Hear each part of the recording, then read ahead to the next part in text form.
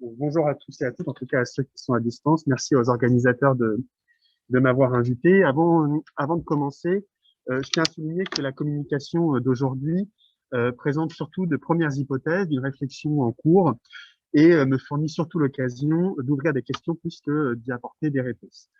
Alors, je propose d'interroger les parallèles, les emprunts, les circulations au Rwanda et à propos du Rwanda entre antisémitisme et antitoutsisme ou anti-hamitisme, en référence à cette théorie hamitique évoquée hier par Maud et qui, sur la base d'un retournement de l'exégèse biblique autour du personnage de Cham, contribue à identifier des races supérieures en Afrique, notamment en Afrique centrale et en Afrique orientale. Et le fil directeur de mon intervention consistera à montrer comment, à l'orée puis à l'issue du XXe siècle, les renvois au judaïsme, autour par exemple de la notion de peuple élu ou de référence aux tribus perdues d'Israël, participent de la création d'une identité Tutsi d'abord valorisée, quoique de manière paradoxale, au début de l'époque coloniale, puis identité Tutsi associée à un univers de menaces, jusqu'au génocide des Tutsis rwandais entre avril et juillet 1994.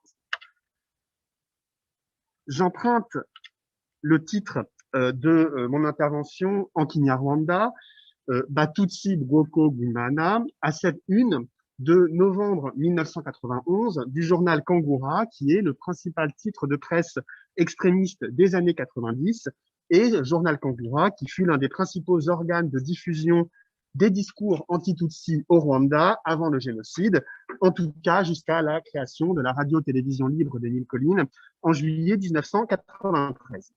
L'ensemble des éléments qui figurent sur cette une, le texte, l'iconographie, sont extrêmement intéressants, mais c'est bien sur cette seule formule Batutsi Bwoko Imana que je vais m'attarder dans cette introduction.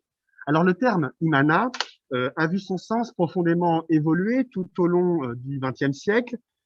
Dans le Rwanda ancien, je parle de Rwanda ancien plutôt que de Rwanda précolonial, ce qui ne veut pas dire grand-chose, dans le Rwanda ancien, le terme Imana renvoie à l'ensemble des puissances surnaturelles qui peuvent se nicher dans le monde et les choses. Et dans le contexte ensuite de l'évangélisation et du christianisme, c'est ce terme Imana qui sert à désigner le Dieu des chrétiens. Alors, je ne reviens pas sur le terme Batutsi. Batutsi, c'est tout simplement le pluriel de Tutsi. Ce qui m'intéresse davantage ici, c'est ce terme Bwoko ou Ubwoko avec l'augment. Alors, Ubwoko, c'est un terme générique qui désigne une catégorie et qui peut s'appliquer aussi bien à des groupes humains qu'à des marques commerciales. Par exemple, une marque de voiture, on va utiliser le terme Ubwoko. Alors, appliqué aux groupes humains, le sens de ce terme n'a lui aussi cessé d'évoluer tout au long du XXe siècle pour désigner d'abord les appartenances dites claniques qui sont fondées sur la reconnaissance la reconnaissance d'un ancêtre commun, le plus souvent un ancêtre commun mythique. Puis ce terme a servi à désigner les catégories Hutu et Tutsi qui sont qualifiées dans la littérature coloniale notamment, tantôt de race, tantôt de caste, tantôt et in fine d'ethnie. Alors la labilité de ce terme Ubwoko constitue le premier indice de la labilité des catégories dites ethniques et de leur porosité avec les catégories claniques et lignagères qui sont fondées sur l'identification de liens familiaux et de lignées. Alors, c'est d'ailleurs une piste de recherche que je n'ai pas explorée du tout, donc je m'ouvre ici simplement, que de réfléchir à la manière dont le christianisme, corrélé à l'importation des théories raciales européennes, réinvente ces généalogies qui sont propres aux récits historiques rwandais. Alors là, donc, la formule Batutsi Bwoko Bwimana, je la traduis ici, et c'est pas tout à fait satisfaisant en réalité, par l'expression les Tutsis, peuple élu de Dieu. Cette notion de peuple élu ici, en tout cas cette formule en Kinyarwanda Batutsi Bwoko Bwimana, vous l'aurez compris en lisant sur la diapositive le reste du texte de cette une, cette formule elle est profondément ironique, même si elle me paraît constituer un renvoi implicite au judaïsme. Pour les rédacteurs de Kangura, il s'agit ici de moquer ou de fustiger ce qu'ils estiment être la prétention des Tutsis à appartenir, comme les Juifs, à une race supérieure ou à un peuple élu. Cette thématique de l'association des Tutsis aux Juifs, elle est récurrente dans la presse et dans les médias extrémistes des années 1990. Je donne un exemple. En janvier 91, dans un ensemble de communes du nord-ouest du Rwanda, là où j'ai fait ma thèse, un groupe de population associé aux Tutsis, qu'on appelle les Bagogwe. Ces Bagogwe font l'objet de pogroms qui font plusieurs centaines de morts en quelques jours. Quelques mois plus tard, une partie de la presse rwandaise dite modérée, en même temps que des associations de défense des droits humains, s'émeuvent de ces massacres qui sont déjà qualifiés de génocide. Et pour s'en défendre, le même journal Kangura publie un article en français dans lequel les Bagogwe sont accusés d'être des étrangers venus d'Ouganda, des ennemis de l'intérieur associés au Front patriotique rwandais contre lequel une guerre civile s'est engagée en octobre 90. Je cite un extrait de cet article de Kangura. La presse pro-FPR a largement diffusé ces derniers temps de longues listes de combattants recrutés au sein du groupe Bagogwe, sorte de bohème rwandais apparenté au Bahima dont est issu le président ougandais Joël Museveni et tenu en lisière par leurs troupeaux de vaches dans les régions volcaniques. Ces dits Bagogwe ou Falasha de Kigali, c'est ce qui m'intéresse ici, ont cependant intérêt à se convertir à une vie civilisée des autres Rwandais pacifiques avant qu'il ne soit trop tard pour eux. À 90%, ils ont déjà été repérés, n'eût été la tolérance exagérée de ceux qui espèrent un jour le triomphe du bon sens et de la raison. Alors, on retrouve ici la thématique et la référence à l'Éthiopie, qui est récurrente dans l'histoire du Rwanda au XXe siècle. Ce qui m'intéresse dans cette citation, c'est qu'elle reprend toute une série de topoi qui sont régulièrement accolés aux Tutsis, alors qui sont qualifiés de caste féodale, nostalgiques d'une domination coloniale, étrangers venus du Nord, refusant de partager la vie des autres Rwandais, et comparés, à ce titre, aux Falachas, aux Juifs d'Éthiopie. Alors, tout un travail mériterait d'être fait sur la récurrence des stéréotypes physiques, intellectuels, moraux, communs aux Juifs et aux Tutsis dans cette littérature extrémiste des années 1990. Les Tutsis, comme les Juifs, seraient avides de pouvoir et d'argent, seraient pilleurs des richesses de leur pays, pillage pour lequel ils s'appuieraient sur un puissant réseau international tissé par une diaspora cosmopolite. Cette thématique, on la retrouve dans la littérature anti-Tutsi des années 90. Comme les Juifs, les Tutsis sont accusés d'ourdir depuis l'étranger, en l'occurrence ici l'Ouganda ou le Burundi, des plans de conquête ou de colonisation. L'un des faux, par exemple, les plus célèbres de l'histoire rwandaise est un prétendu plan de colonisation du Kivu qui est élaboré. Alors, on s'est rendu compte que c'était un faux dans les années 2000 en réalité. Donc, c'est un document élaboré au début des années 60 qui ressort en 1962, qui est republié dans Kangura toujours en 1990. Et ce plan de colonisation du Kivu s'inspire explicitement des protocoles des sages de Sion. Donc, je pourrais multiplier les exemples. On retrouve ici une sorte de projection africaine de l'antisémitisme. Les Tutsis étant décrits dans la littérature extrémiste comme les Juifs de l'Afrique. Cette association des Tutsis aux Juifs procède en réalité d'une longue histoire qu'on peut faire remonter au tournant des 19e et 20e siècles, lorsque des explorateurs et des missionnaires, au croisement des sciences coloniales, font éclater l'unité des populations noires à grands coups d'hypothèses faites de métissage et de migration civilisatrice. Parmi les multiples hypothèses attribuant aux Hamites auxquels sont rattachés les Tutsis, parmi donc les multiples hypothèses attribuant aux Hamites des origines asiatiques, nombreuses sont celles qui font de ces Hamites des Sémites. Cette hypothèse sémitique, elle est particulièrement présente dans les tableaux anthropologiques de la fin du 19e et du début du 20e siècle, lorsqu'il s'agit d'expliquer l'organisation des populations d'Afrique centrale et orientale au sein de textes qui relèvent d'abord d'une taxinomie raciale. En dehors du Rwanda, à propos des Maasai, par exemple, le lieutenant allemand Moritz Merker publie en 1904 un livre au titre significatif que l'on pourrait traduire en français par Les Maasai, monographie ethnographique d'un peuple sémitique d'Afrique de l'Est. Il y distingue dans cet ouvrage les Maasai, donc, de ceux qu'il appelle, je cite, les nègres rablés à la physionomie de lourdeau, et donc fait des Maasai, je cite à nouveau, une tribu perdue d'Israël. Cette thématique des tribus perdues, elle est par la suite récurrente. Alors cette hypothèse sémitique circule entre les auteurs.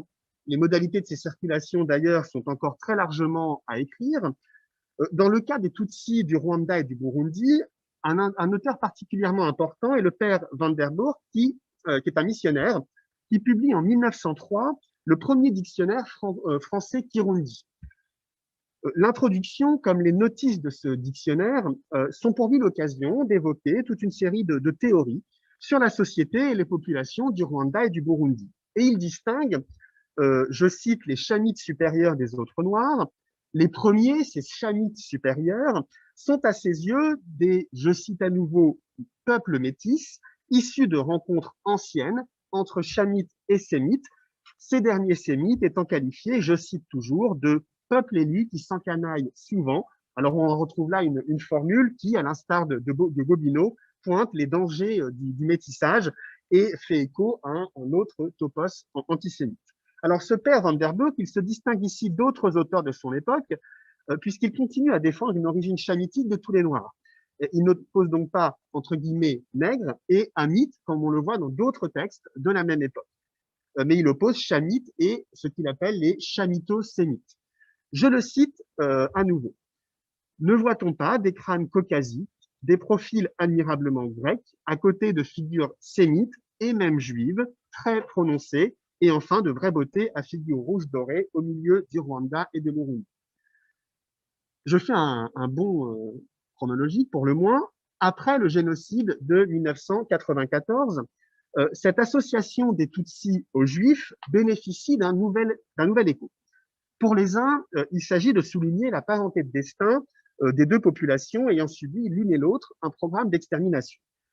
Alors, ce n'est pas ces prises de position-là qui m'intéressent. D'autres prises de position sont en réalité beaucoup plus ambiguës, telle celle, par exemple, de l'écrivain français Jean d'Ormesson, qui, se rendant au Rwanda à la fin du mois de juillet 1994, en tire une série d'articles pour le quotidien Le Figaro.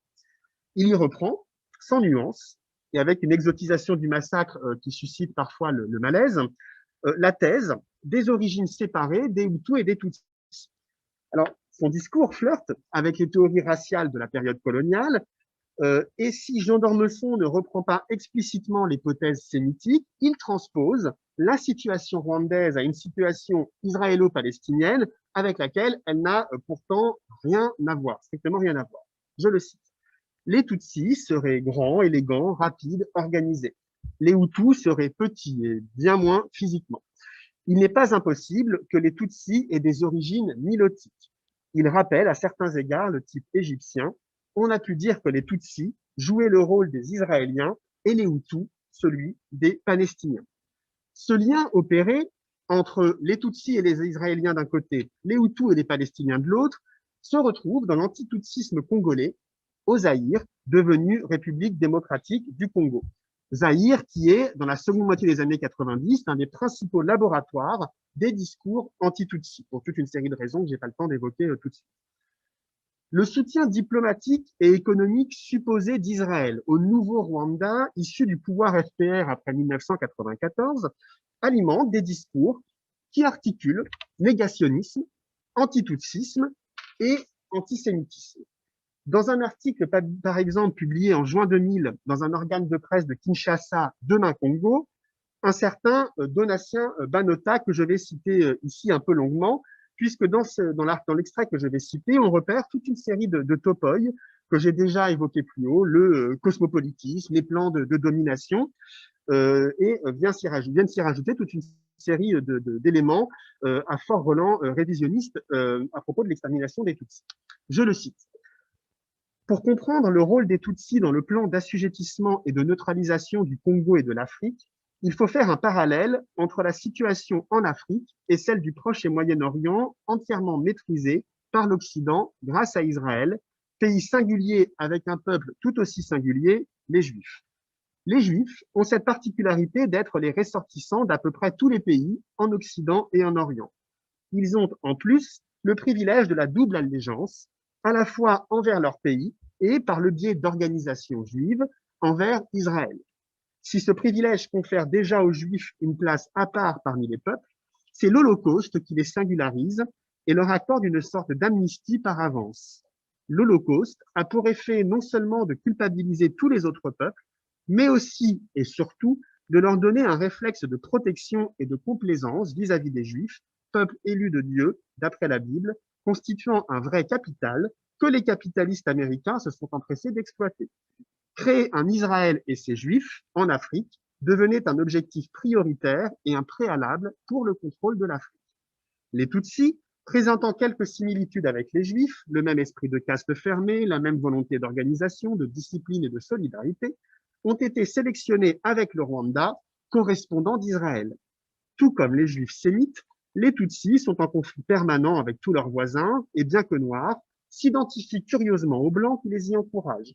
De même, ils ont tendance à essaimer systématiquement dans tous les pays dont ils revendiquent ensuite la nationalité, tout en conservant leur allégeance au Rwanda. Or, qu'est-ce qui manquait encore aux Tutsis et que possédaient les Juifs permettant de rendre crédible un tel appui? L'Holocauste, pardi. Rien que ça. Et l'Holocauste, atout majeur, les USA, prévenant, s'engageaient à le fournir plus humain aux Tutsis. On n'est pas peuple élu gratuitement. On en revient donc ici, la citation s'arrête ici. Désolé, elle était un peu longue, mais je pense qu'elle était intéressante malgré tout. Alors, on en revient ici à la notion de peuple élu, mobilisée par le journal Pangoura, que j'évoquais au début de mon intervention.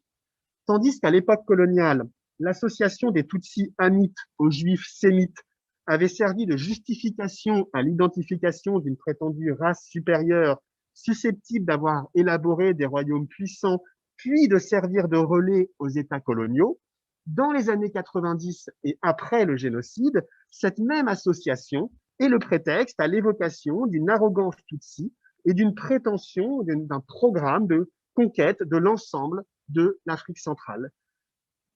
Ainsi que le résume le long extrait que je viens de citer, les Tutsis du Rwanda sont le nouvel avatar d'un complot dont l'appareil rhétorique emprunte à l'antisémitisme. Il me reste combien de temps? Non, bah, je vais couper la dernière partie où je citais Pierre Péan. Donc, je conclus du coup là-dessus. Alors, les références au judaïsme et au topoi antisémite traversent donc tout le XXe siècle, depuis la manière dont a été restructurée et racialisée la catégorie Tutsi à l'époque coloniale, jusqu'à la formalisation des discours révisionnistes et négationnistes après le génocide. La notion de peuple élu a servi tantôt de justification pour identifier une race supérieure de Noirs, mais sujette en même temps à des phénomènes de dégénérescence, je ne l'ai pas beaucoup évoqué, donc, et tantôt également de repoussoir pour fustiger un groupe de population perçu comme arrogant et dominateur.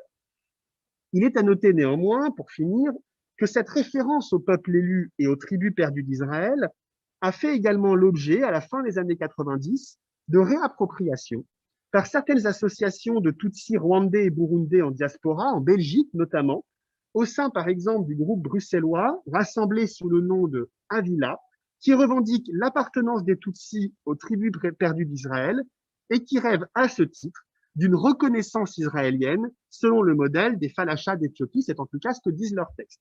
Et ce groupe Avila annonçait en 2017 la construction d'une première synagogue à Kigali. Je ne sais pas à ce jour si cette synagogue, la construction de cette synagogue est effective.